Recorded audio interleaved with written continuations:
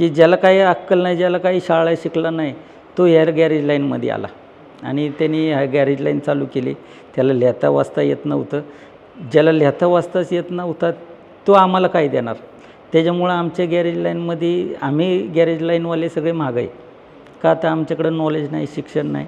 आज मेकॅनिक हा एवढा मागे पडला आहे, साधा म्हणजे गिअरचा नंबरही त्याला माहीत नाही आहे की हा गिअर कुठला आहे, तो गिअर कुठला आहे. जे हिरो होंडाच्या बाबतीत काम करतो त्याला माहीत असतं, पण तो बजाजमध्ये त्याला गिअरबॉक्स दिला तर तो ब्लँक, माहीतच नाही. मी या क्षेत्रात मला हे क्षेत्र एवढं माहीत आहे की लोकांचा महिना असतो आणि हा रोज कमवू शकतो तुम्ही.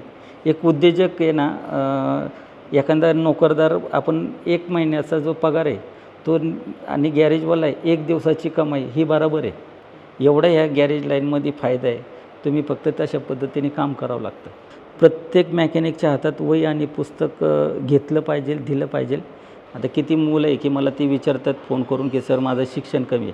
मी त्याला फक्त एक विचारतो, तुझं नाव लिहिता येतं आहे का? येतं आहे. तुला काळं पांढरं लिहिता येतं आहे का? हा येतं आहे. मग ये, काय हरकत नाही.